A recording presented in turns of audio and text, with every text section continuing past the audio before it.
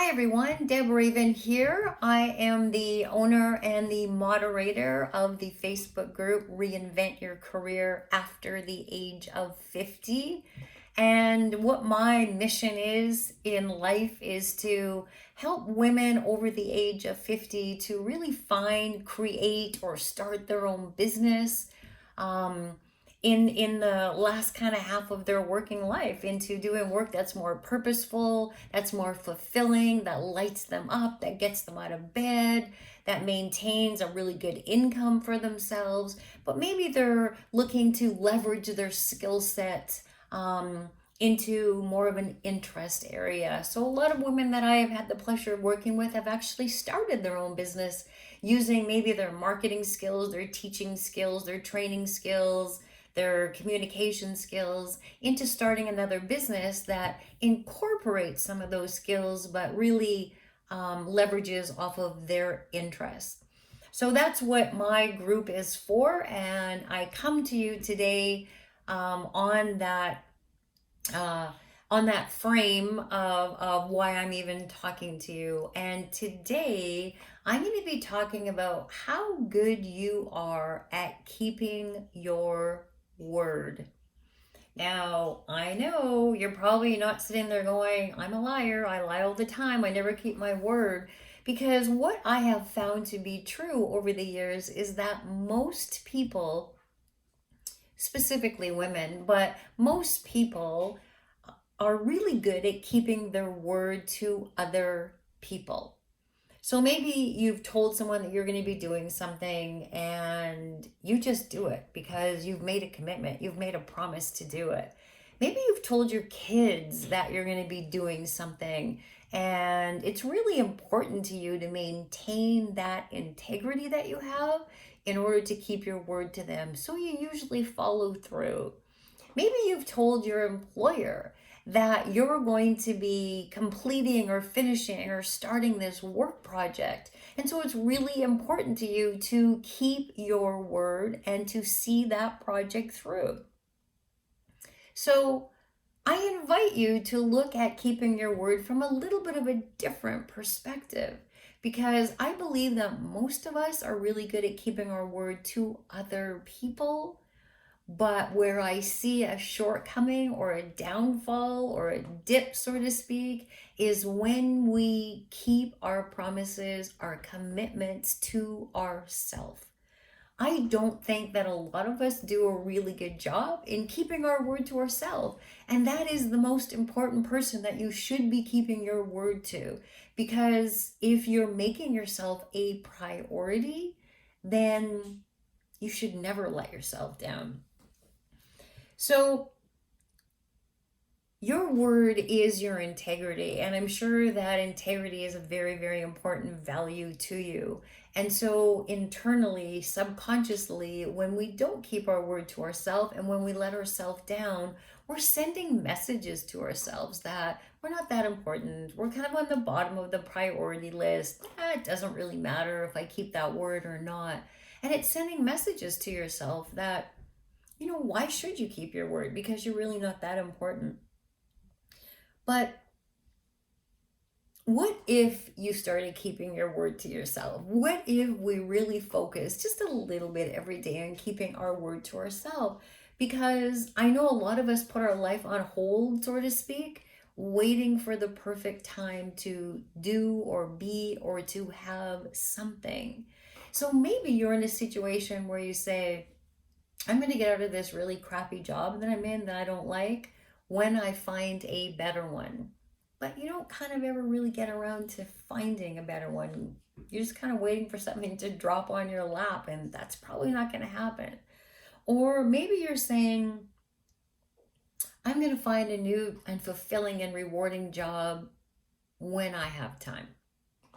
Or maybe you really want to start your own business and you're in this crappy job and it pays the bills and you think everything's just okay. And when I have the perfect business plan, when I'm making X amount of money, then I will leave this crappy job and keep my word to myself of living a true and inspiring and authentic life. Or maybe you're saying that I'm going to start focusing on my health and fitness. And Monday's a really good day to start focusing on that. And on Monday, I'm going to start walking. I'm going to make sure I get my 10,000 steps in. I'm not going to have that extra glass of wine at dinner time. And I'm going to make sure that during the week, I'm not eating any fast food whatsoever, starting Monday. And then Monday comes, and we're usually pretty good Monday. Tuesday, maybe. Wednesday, well, by Friday, I know for sure that most of us do not keep our commitment to ourselves because there's always another Monday, right? Or maybe you're starting to tell yourself that you're not in the perfect relationship, or maybe you're not in a relationship. And you'll get into a new relationship, a new love relationship, or you'll foster the one that you're in right now. You'll really put some effort in when you lose that 20 pounds. Because why even bother now? Because I don't feel good about myself. I don't want to put myself out there. But we never get to that 20 pounds. And so we put our love life, or we put deep connections with our significant other on hold because we're not keeping our word to ourselves, etc., etc., etc. So I believe, and I've seen evidence of this in my personal life, I believe that we put ourselves on the bottom of the list because I know when I give my word to somebody, when I give my word to a client or my spouse or my kids or my mom, I know chances are I'm keeping that word because that's very important to me. But there's many things in my life where I don't keep my word to. And my awareness of this is causing some change, is causing some shifts in my life because I've decided that I am worth it, and I've decided that I am worthy enough to have that integrity with myself. And so I invite you to do the same. I invite you to think about keeping your word to yourself and really what it's costing you. Are you putting your life on hold? Are you on the deferred happiness plan? Um, you're going to get out of that job. You're going to find a job. You're going to find love. You're going to lose that weight. But you never kind of really get around to doing it. And so it's hard. You're in a place of suffering. So I invite you to, if you've forgotten how to keep your word to yourself, to start somewhere, to pick something and just start, and to not be on that deferred happiness plan because you are worth it. And if your job or your career right now is not fulfilling to you and it's not lighting you up, it's lost meaning, it's lost purpose for you, and you just don't want to be there anymore, and you really need some help in making decisions around what that looks like, how you're going to leverage your skills into leverage and repurpose your skills into another form of work, another industry, another field, into your own business. If you need some help with that, then that's exactly what I do. Is I help women to get extreme clarity on exactly what that looks like, and then to build some strategies in around that so that women actually do that. They make a really big change in their life.